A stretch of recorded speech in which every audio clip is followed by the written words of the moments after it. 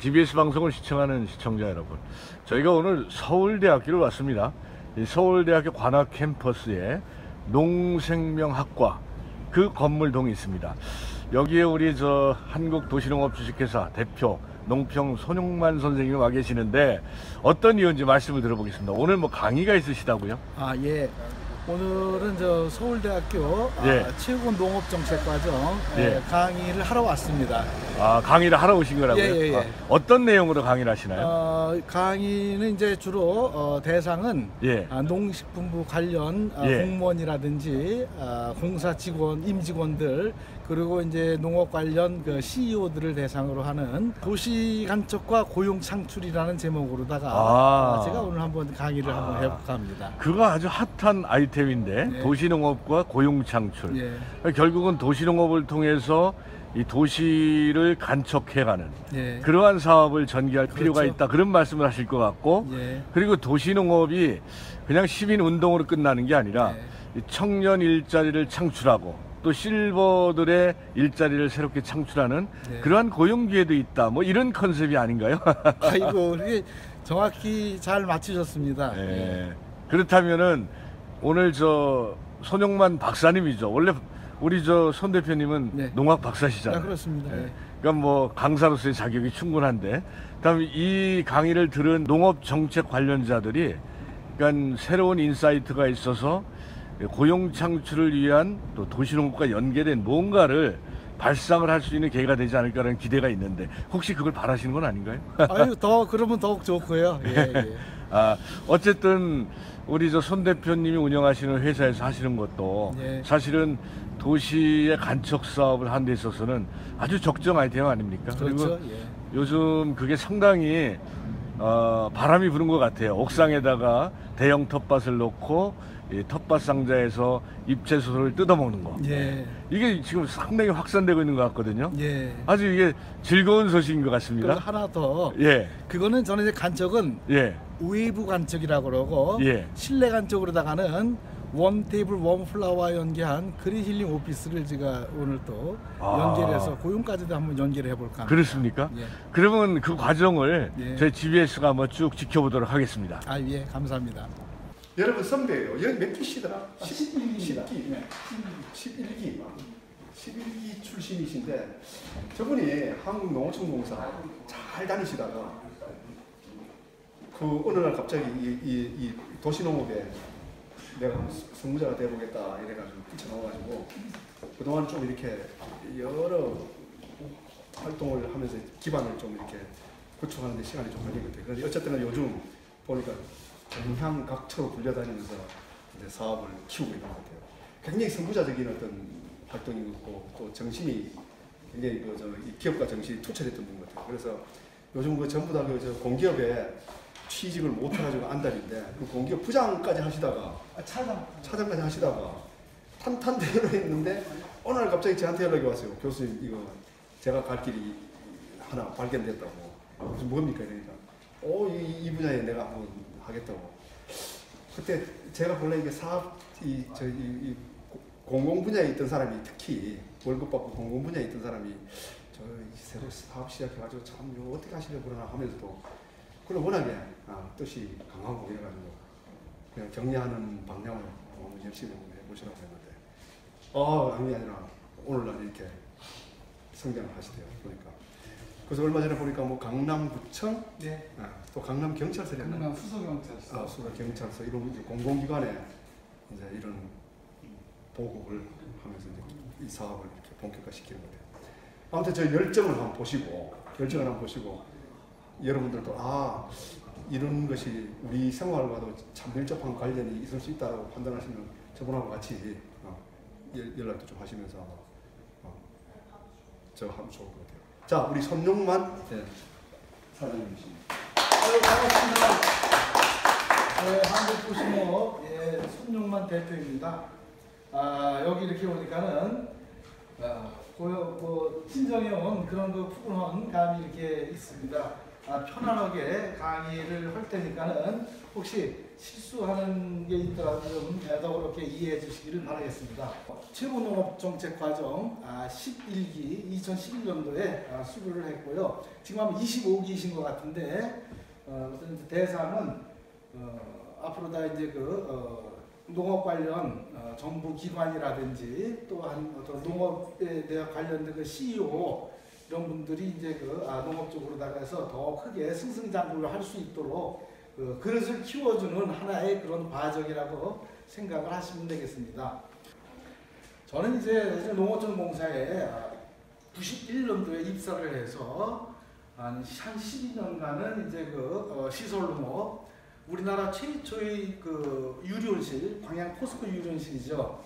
거기에서 제가 옛날에 박태준 회장님께서 아주 우리나라 농업 발전을 위해서 아주 원대한 포부를 가지고 유리온실을 건립을 하셨습니다. 그 내용은 뭐냐면 포스코에서 생산되는 철과 또 그거를 활용을 해가지고 유리온실을 보급을 해가지고 우리나라 농업을 선진화를 시키고자 이렇게 이제 큰 뜻을 가지고 이렇게 하셨는데, 근데 중간에 이분이 정치권에 뛰어드시는 바람에 옛날에 이제 민정당인가 뭔가에서 노태우 대통령, 김영삼 전 대통령 또 이제 박태준 회장님 최고위원으로 다 지내시면서 김영삼 대통령께서 대통령이 되시면서 거의 쫓겨나다시피 일본으로다가 망명을 가셨어요. 그래가지고 이 유리온실을 그 이후에 이제 회장님께서 아이 포스코에서 철만 생산하면 되지 괜히 농사 쪽으로 하지 말고 저거 당장 갖다 줘버리라고. 그래서 이제 우리 농어촌공사가 그걸 인수를 받아가지고 제가 이제 6년간 거기에서 이제 재배라든지 유리온실 농가 교육 또 농고교사 교육하고 유리온실 보급한 농가에 대한 컨설팅이라든지 이런 거를 제가 한 6년간 하다가 박태준 회장이 김영삼 대통령이 불러라고 하니까는 저 유리온실 다시 가져와라 그래가지고 유리온실 이제 다시 드리고 나서 이제 저는 이제 다시 그 이후부터는 이제 간척지 농업에 이제 종사하게 됐습니다. 그래서 우리나라의 새만금 간척지라든지 서남해안, 영산강, 이원, 화옹 이 간척지에 대한 농업 관련된 그런 업무를 제가 또 한 12년간 여기 하다가 그럼 도시를 좀 한번 좀 간척을 해보자. 이렇게 해가지고 이제 제가 이렇게 시작을 이제 했습니다. 그러면 이제 내용으로다가는 환경과 도시농업, 도시형 간척 사업, 그리고 이제 도시 간척과 고용 창출 이러한 순으로 다 해서 제가 이제 하나하나 이렇게 강의를 해나가겠습니다. 사실 이제 농업, 우리나라 농업 조금 전에 김한호 교수님께서 강의 FTA 해가지고 이렇게 하셨는데 우리나라 농업도 지금 농촌에 가시면은 다 지금 70대 넘으신 분들이 지금 농업을 하고 있습니다. 그래서 앞으로다가 10년 내에 우리나라 농업은 더 줄어들 것이고 또한 FTA로 인해 가지고 농업이 세계화되면서 또한 우리나라에 대한 농업 경쟁력은 점점 더 낮아질 것입니다. 그래서 저는 우리나라의 농업 경쟁력을 앞으로다가 도시농업이 농업의 경쟁력이 될 것이다. 그리고 현재 우리나라 인구의 92%는 분단은 다 도시에 살고 있거든요. 그렇기 때문에 앞으로 우리나라 농업의 트렌드는 도시농업으로 나갈 것이다. 이런 쪽으로 해서 제가 선택을 했는데 아마 조금 좀 빠른 감이 조금 있지 않나 이렇게 생각을 합니다. 지금 이제 몽골 사막화 하면은 대표적인 이제 몽골을 이렇게 우리가 들고 있는데 몽골은 2006년도까지만 해도 연 강수량이 약 230mm 그리고 2000 이후에는 이제 173mm로 돼가지고 이제 강수량이 많이 줄어들었습니다. 기온은 점차 상승하는 반면에 강수량은 감소하기 때문에 건조에 의한 사막화가 불가피한 겁니다. 이거는 몽골은 또 상대적으로다가 풍부한 지하수와 지표수가 있는 거로다가 이렇게 알려져 있는데 최근 5년간에는 약 630개의 강과 1480개의 샘들이 다 말랐습니다. 지금. 그래서 이러한 개발에 대한 요소보다도 어떤 기후변화에 의해 가지고 이러한 그 사태가 지금 초래되고 있거든요. 참고로 이제 몽골은 이제 우리나라면 남북한의 면적이 한 7.5배가 정도 되고 인구는 한 1,000만 명으로 다 서울 인구 정도밖에는 지금 되지 않고 있습니다. 그럼에도 불구하고 그 넓은 땅을 가지고 있으면서도 식량에 대한 자급자족은 아직 요원한 그런 상황이 되겠습니다. 사막화는 지금 우리가 몽골만의 문제가 아니라 바로 우리나라도 이렇게 사막화가 될 수 있다. 이것은 뭐냐면은 2015년도에 보령댐의 그 낚시로는 좌대가 되겠습니다. 그래서 서해안 지역에 8개 시군에 대한 제한급수를 한다고 그래서 아마 며칠간 되다가 뭐 말았는데 그 당시에 강수량이 얼마냐면은 이제 여기 보시면 저수율이 보령댐이 제일 심각했죠. 평상시 저수율의 36%밖에 안 됐어요. 그리고 그러면 우리 저쪽 소양강은 어땠느냐? 소양강도 평년 대비율이 69%밖에 안 됐단 말이죠, 이게. 그래서 우리는 물 쓰듯 터는 시대는 우리가 지났다. 우리는 OECD국에서 이미 우리나라는 물 부족 국가로다가 지금 판정이 났고, 옛날에 이제 우리가 물 쓰듯이 했잖아요. 근데 지금은 어떻냐?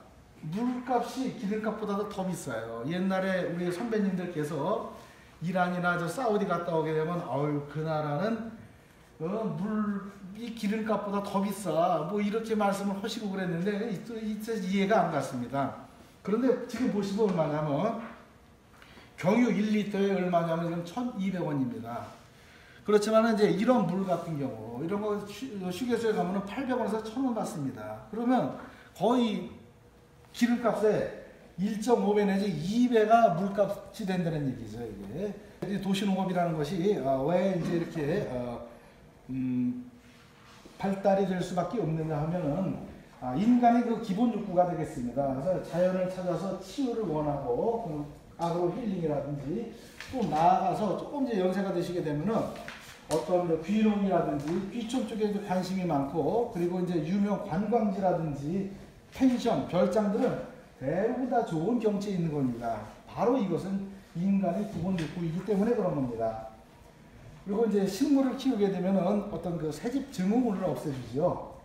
즉 발암성 그 포름알데하이드라든지 벤젠이라든지 이런 성분들을 식물체가 흡수해가지고 농도를 낮춰줍니다.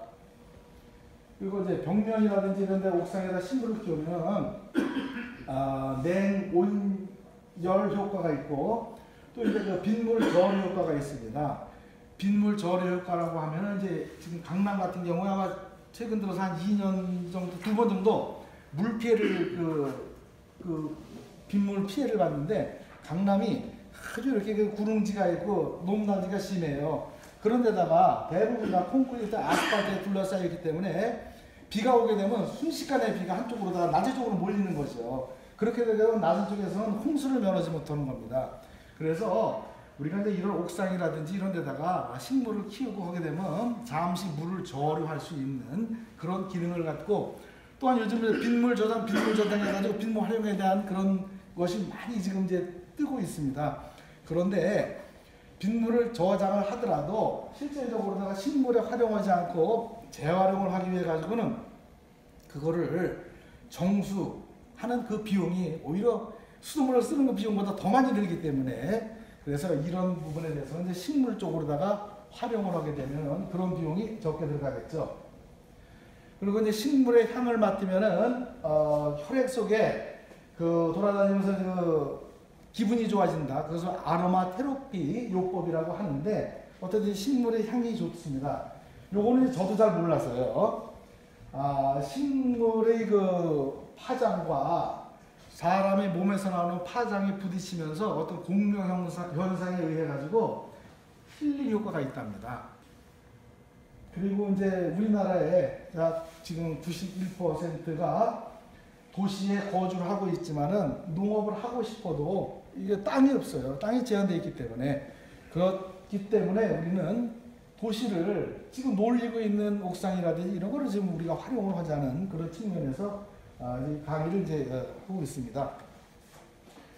제가 새만금 간척지 12년간 근무를 했습니다. 새만금 간척지는 군산, 김제, 부안 3개 시군을 통해서 약 33.9km의 방조제를 이게 막혀 있습니다.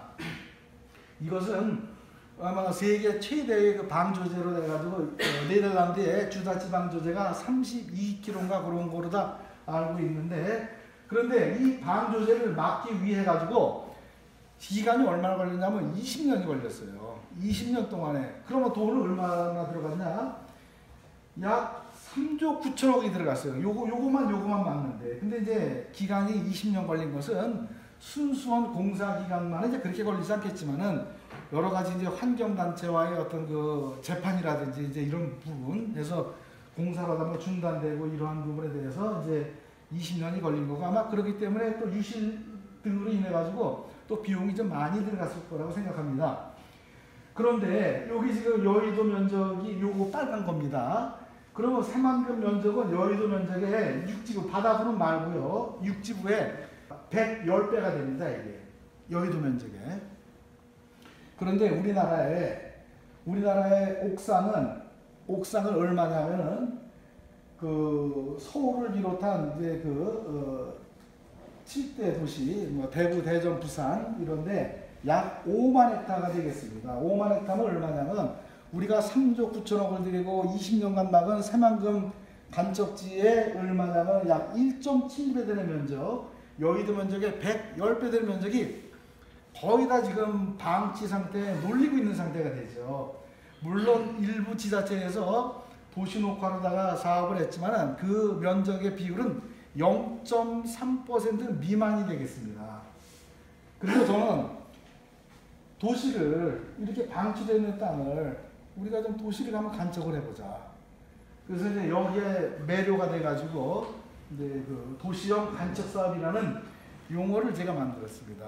도시형 간척 사업이란 방치된 도시 옥상이라든지 이런데 도시농업으로 활용하여 도시 주거 환경을 개선하고 기후변화에 대비한 빗물조리라든지 에너지를 절감함과 동시에 도시민들에게는 신선한 먹거리를 제공하고 또한 국가적으로는 고용안정과 정서 함양에 의한 사회적 비용을 절감하는 창조 사업이다. 이렇게 이제 제가 정의를 내렸는데, 도시형 간척 사업이라는 내용은 국어사전이라든지 백과사전에도 없는 내용이 되겠습니다. 요즘 학교에 옥상 바로 밑에 있는 어린이들은 지금 이제 상당히 더워요. 근데다가 에어컨을 마음대로 틀어주지 못해요. 그러면 제한된 예산으로 인해 가지고, 그래서 그런 거를 최대한 직사광선을 차단하고 어떤 열섬화를 좀 막음으로써 에너지를 덜 들이면서도 그렇게 이제 시원하게 아이들이 생활할 수 있게끔 할 수 있는 방법이 있습니다. 근데 기화열이라고 하는 것은 이제 뭐냐면 물이 대기 중으로다가 기화하면서 주변에 열을 흡수해 갑니다.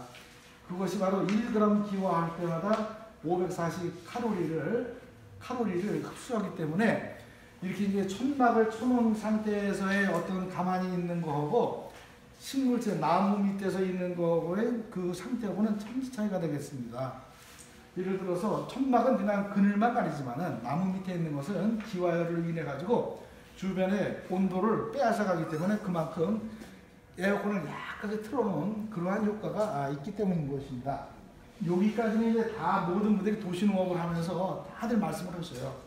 저는 여기서 하나 더 고용을 창출해가지고 사회적 비용을 한번 절감을 해보자. 여기서 이제 요 내용이 이제 저의 아까 제목과 연계가 되는 겁니다.